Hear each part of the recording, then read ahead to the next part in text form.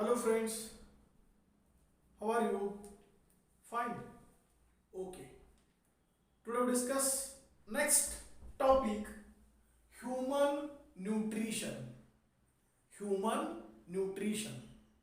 याला मराठीमध्ये शब्दशः आपण मानवाचे पोषण असं या ठिकाणी म्हणूया. दिस is 14th number of topic of zoology section, human nutrition. Today we discuss only about introduction of this topic.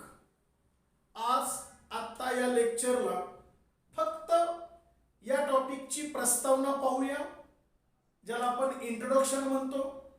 नेमकं या टॉपिक मध्ये काय अभ्यासायचं आहे, काय शिकायचं आहे, हे सारांश रूपी थोडक्यात आज आत्ता या लेक्चरला आपण समजून घेऊया. So focus on introduction of this topic, human nutrition. Actually, you know very well about human. You already familiar about this term human. Human ला आपण माणूस किंवा मानव असं म्हणतो, हे तुम्हा विद्यार्थ्यांना माहिती आहे. Then question arise, what is mean by nutrition? न्यूट्रिशनला मराठीमध्ये शब्दशः आपण पोषण असं म्हणतो.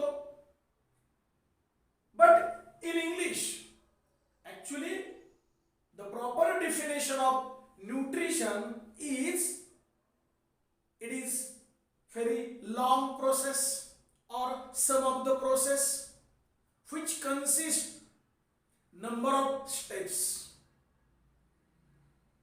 There are 5 steps involved in the process of nutrition. These 5 steps are here, I write here.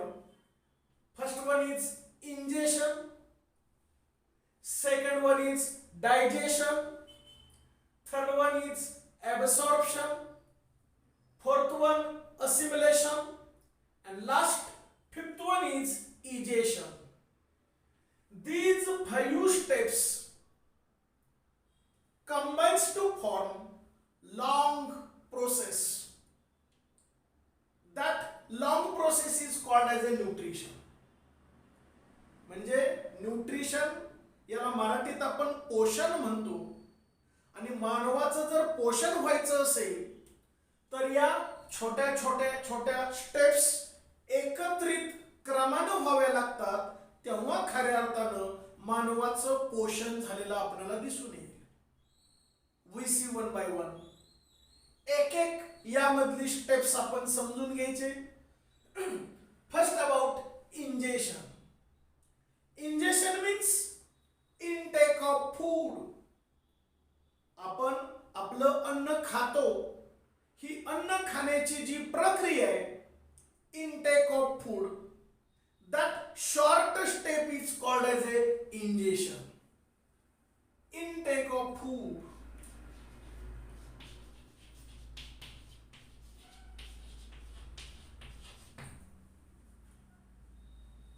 Intake of food. अन्न खाणे एवढ्या छोट्या स्टेपला आपण इंजेशन असं म्हणतो. The next digestion. डायजेशनला पचन असं म्हटलं जातं. मग याची इंग्लिश मध्ये डेफिनेशन प्रॉपर कशी होईल? Here conversion of complex and insoluble food substances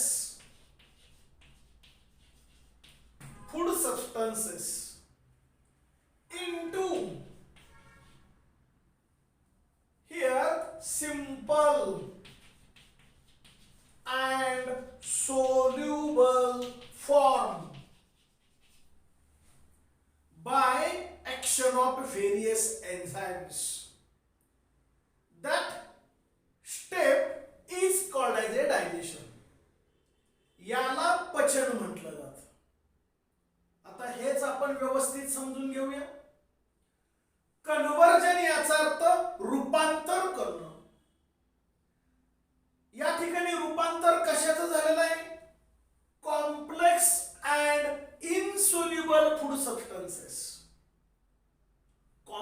याचा अर्थ या ठिकाणी आपण जे रोजचा आहार खातो, मग त्या ठिकाणी पालेभाज्या असेल, फळे असतील, ज्याला व्हेजिटेबल्स फ्रुट्स म्हणतो, किंवा चपाती पोळी भाकरी असेल, हे जे काय अन्न पदार्थ खातो ते कोणत्या स्वरूपात असतात?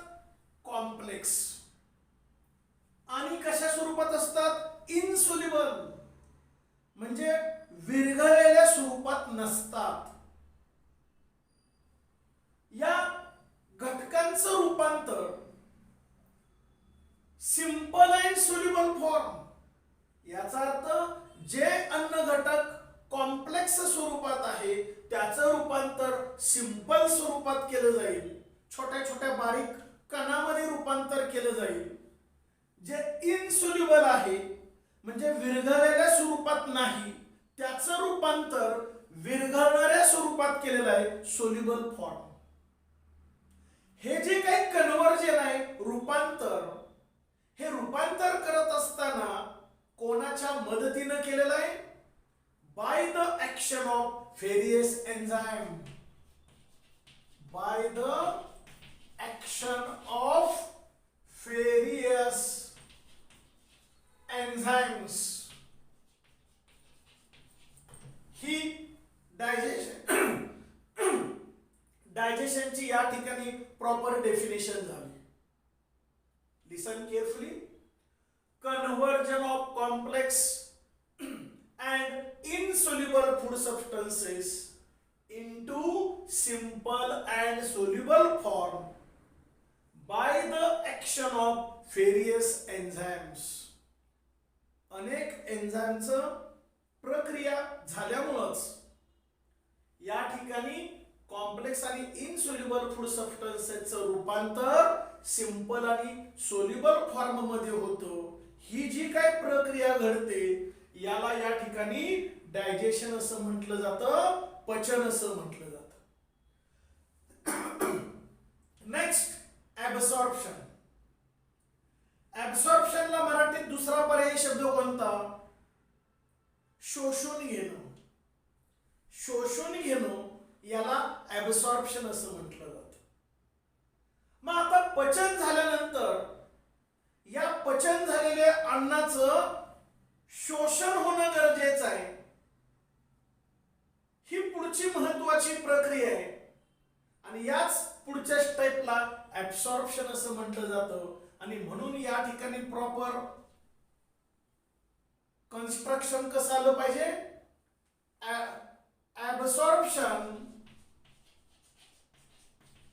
ऍब्सॉर्प्शन ऑफ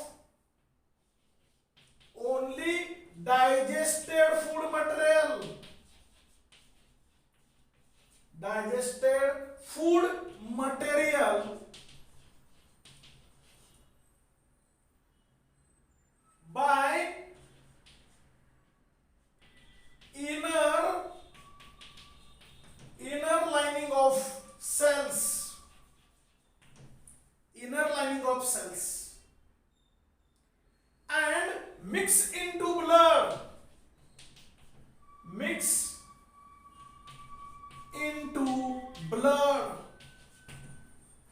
पहा, absorption of only digested food material. ज्या अन्नाचं पचन झालंय तेवढ्याच अन्न घटकाचं या ठिकाणी शोषण करून घेतलं जाईल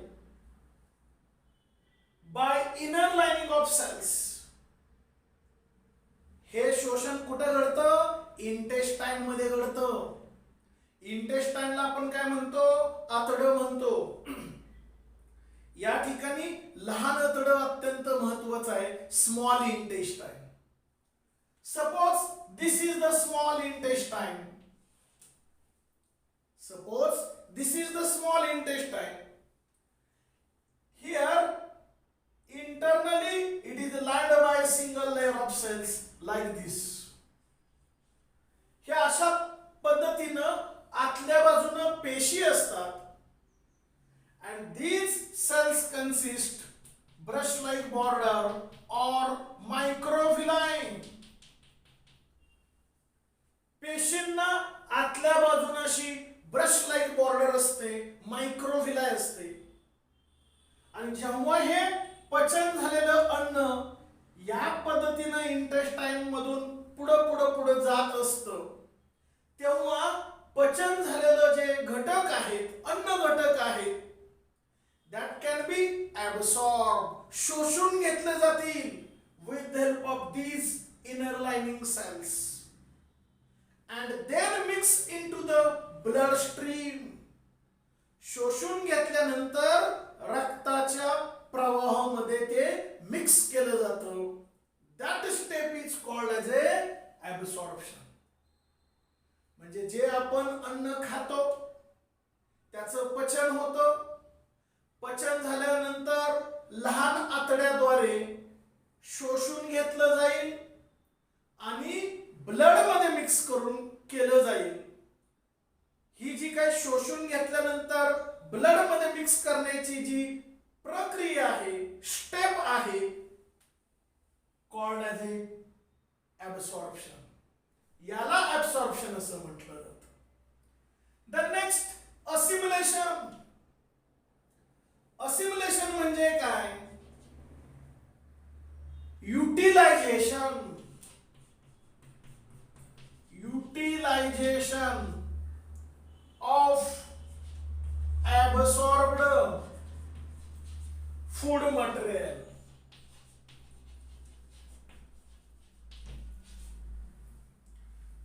Utilization of absorbed food material.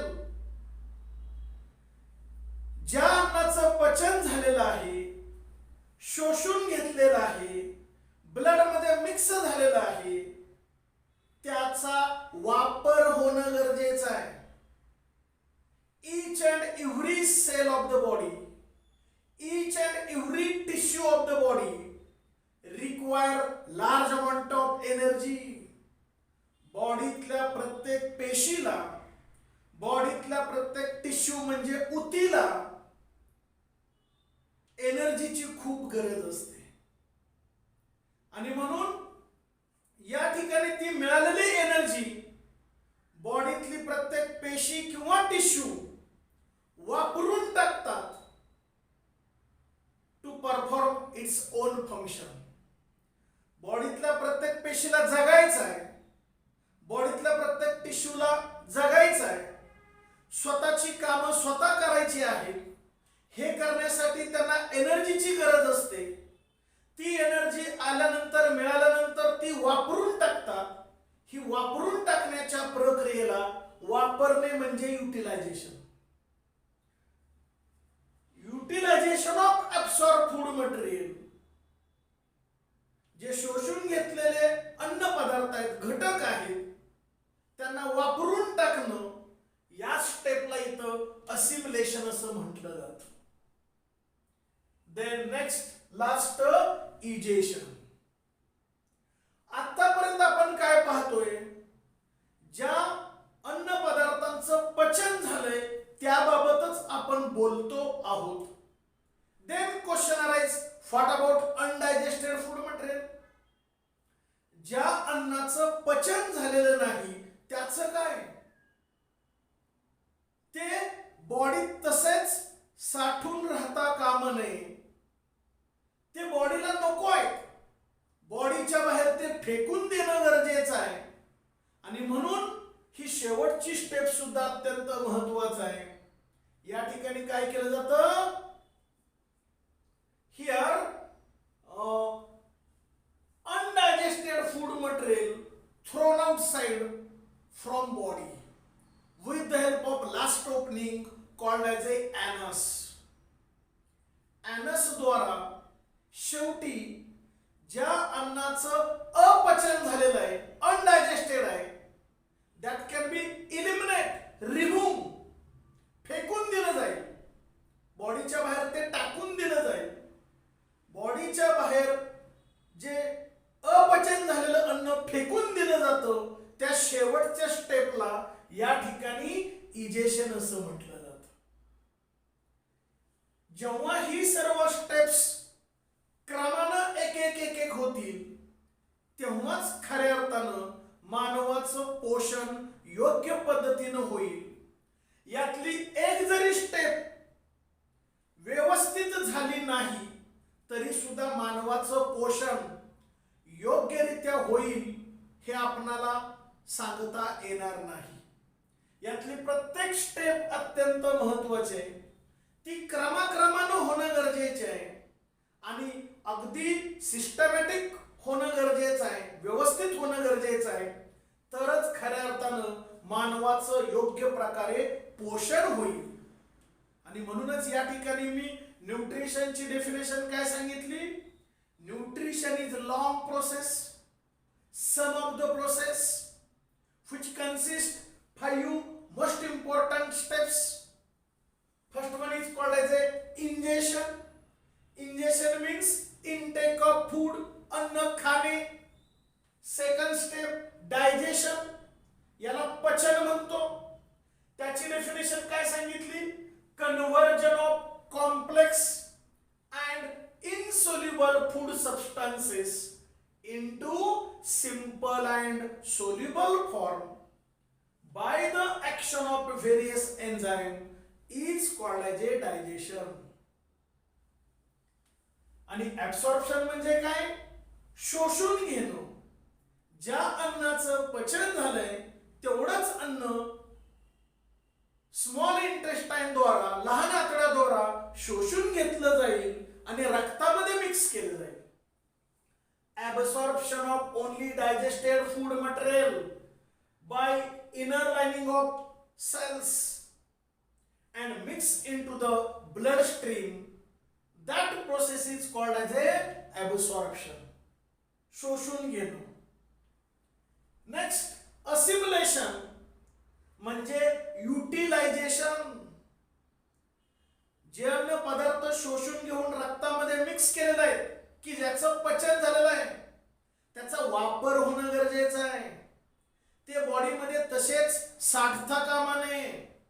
बॉडीतल्या प्रत्येक पेशीला, टिश्यूला त्याची गरज असते आणि म्हणून बॉडीतल्या प्रत्येक पेशी किंवा टिश्यू ती एनर्जी वापरून टाकतात. या वापरून टाकण्याच्या प्रक्रियेला utilization of absorb food material असं म्हटलं जातं. That is nothing but assimilation. And last, egestion, unwanted, undigested food material thrown out from body. बॉडीच्या बाहेर ते फेकून दिलं जाईल with the help of last opening, anus. anus द्वारा ते बॉडीच्या बाहेर फेकून दिलं जाईल. ज्या अन्नाचं अपचन झाले त्या अन्नाला बॉडीच्या बाहेर फेकून दिलं जाईल. याला आपण इजेशन असं म्हणतोय. These 5 steps combine to form a single large process called as a nutrition. याला न्यूट्रिशन असं म्हटलं जातं. आणि मगाशी म्हटल्याप्रमाणे ह्या 5 स्टेप क्रमानं होणं गरजेचं आहे, योग्य पद्धतीनं होणं गरजेचं आहे आणि अगदी सिस्टमॅटिक मॅनरनं होणं गरजेचं आहे. तेव्हा खऱ्या अर्थानं मानवाचं पोषण व्यवस्थित होतं. आता पोषण होत असताना रोजच्या दैनंदिन जीवनात आहार जो असतो तो बॅलन्स्ड डाईट असणं गरजेचं आहे. बॅलन्स्ड डाईट म्हणजे काय? वेगवेगळ्या प्रकारचा आहार पाहिजे, वेगवेगळ्या चवींचा पाहिजे.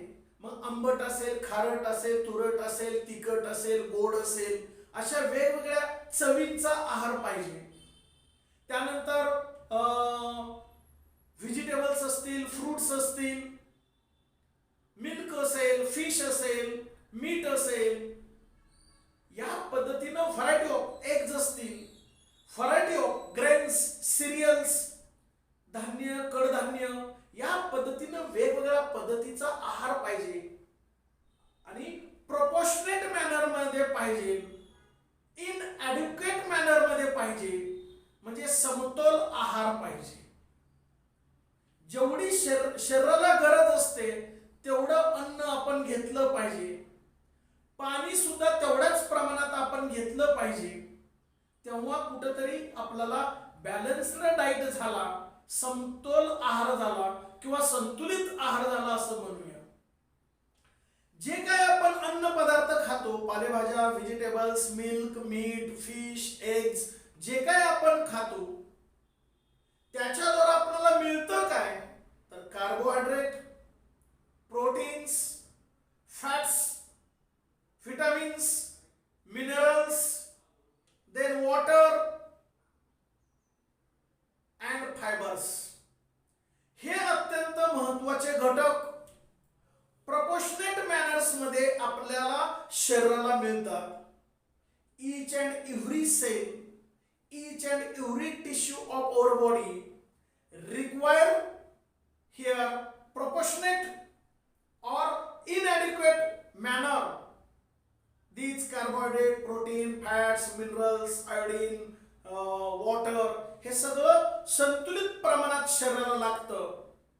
आणि हे जेव्हा सर्व घटक हव्या त्या योग्य प्रमाणात शरीराला मिळतील तेव्हाच खऱ्या अर्थानं आपलं पोषण योग्य प्रमाणात झालंय असं म्हणता येईल. आणि म्हणून ही न्यूट्रिशन ही प्रक्रिया आपल्या शरीरामध्ये अत्यंत महत्वाची आहे. In this topic we will discuss about digestive system.